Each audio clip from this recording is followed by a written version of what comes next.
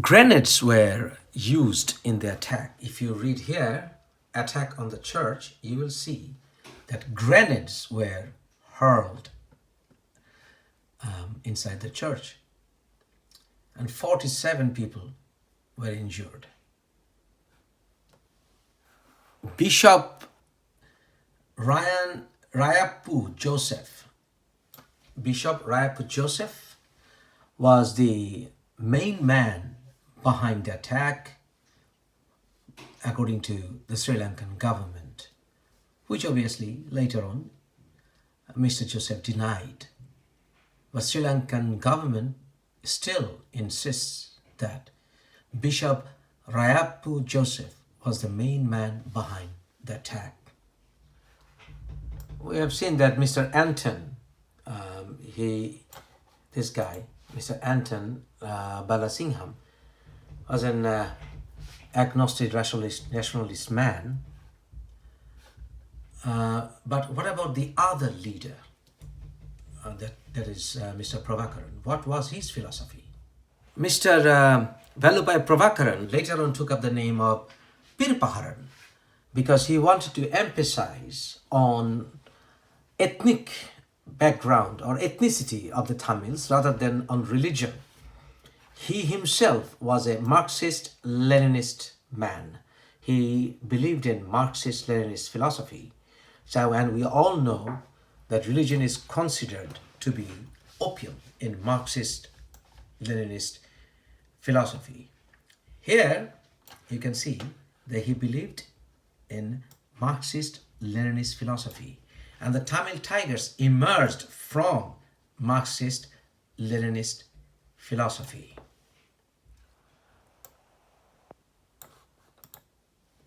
This is the picture of late Indian Prime Minister Rajiv Gandhi. Rajiv Gandhi had signed an accord with the Sri Lankan government, which envisaged the end of the LTTE. In 1987, in July, the accord was signed. It is according to this Indo-Sri Lankan Accord.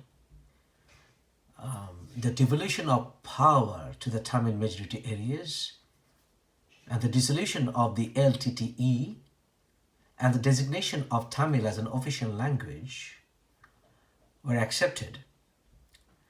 The Indian peacekeeping forces carried out allegedly several crimes against Tamil civilians because this was having an overspilling effect in the southern part of India, where Tamils are in majority in Tamil Nadu and other states.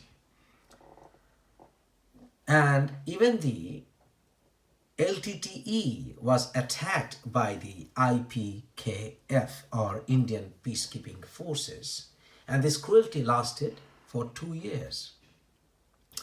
And in 1989, the IPKF, or Indian Peacekeeping Forces, were withdrawn from Sri Lanka. Rajiv Gandhi was assassinated on May 21st, 1991. And a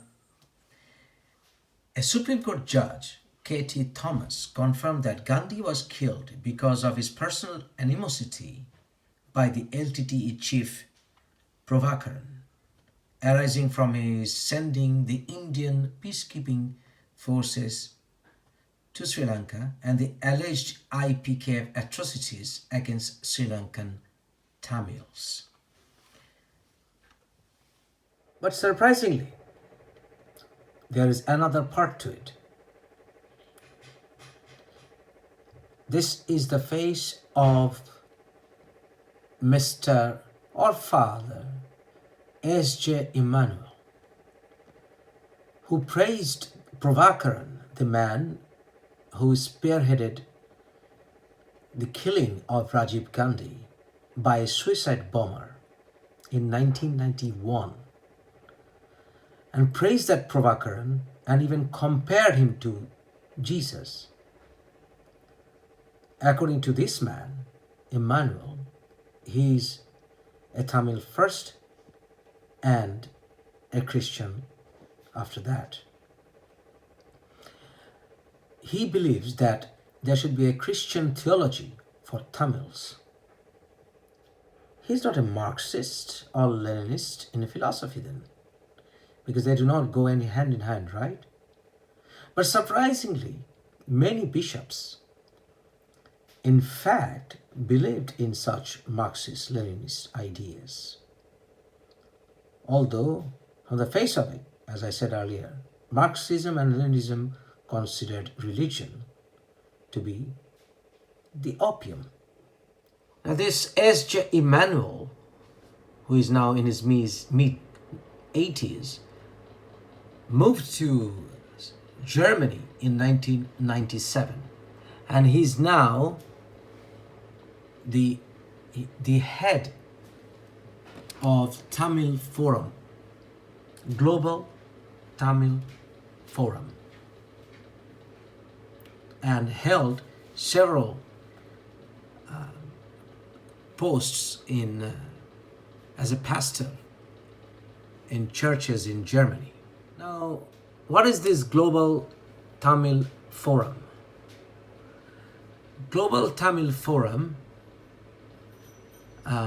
is an international Tamil organization meant to further the Tamil causes in Tamil areas of Sri Lanka. Now, Global Tamil Forum supports self-determination for Tamils and wants justice for war crimes against Tamils. And Mr. S.J. Emmanuel is the main man behind this Global Tamil Forum. In the UK, it works with both Labour and Conservative parties. Wow. According to this research paper by International Crisis Group, if you published on 23rd of June 2011, if you go to page number 21, you will see that over 100,000 Tamils and LTT activists and others took refuge in Tamil Nadu, the state of India, who sheltered the Tamils from Sri Lanka. But the main difference between the LTTE and them were the Dravidian ideology which the LTTE mainly pursued. The Dravidian ideology, in fact, is more or less against the Brahmin hegemony, and it goes to insult in a way many Hindu divine characters. So they are not, in fact, totally in bed with the LTTE ideology, although they sympathize with the Tamil cause for a homeland. So the influence of either Christian missionaries or the Marxist-Leninist Christian leaders of LTTE were not very welcomed by the Tamils of India. So it seems there is a problem with the Marxist-Leninist views and leadership roles played by either liberal Marxist Christians or agnostics who were Christians, and with characters like Mr. Emmanuel having a lead role in creating a homeland for the Tamils. A site called OMF International is a Christian website. And there's this page, Pray for China's Silk Road during Ramadan, 5th of May to 4th of June 2019. can see that. It's a crescent, Muslim crescent, and it says Ramadan, China street for Ramadan. Can you spare a few minutes each day during Ramadan to pray for the people who live on China's Silk Road? And it says here, are you part of church or prayer group that could pray together for China's Silk Road? Join people around the world as you lift this region up to God. Here is China's Silk Road map, as you can see. Here where the attack took place in Sri Lanka. Here is something else. This is a magazine, The Diplomat. On July 4th, 2018, in his article, it reads, China's Belt and Road exporting evangelism. So as we have seen, there is a connection of Christian belief or ex-Christian leaders with LTTE. LTTE is not a Hindu terrorist organization, but rather at the helm of LTTE, including the main strategists of the LTTE, were all either Christian missionaries, Christian monks, priests, pastors, or ex-Christians. So what about this China's belt?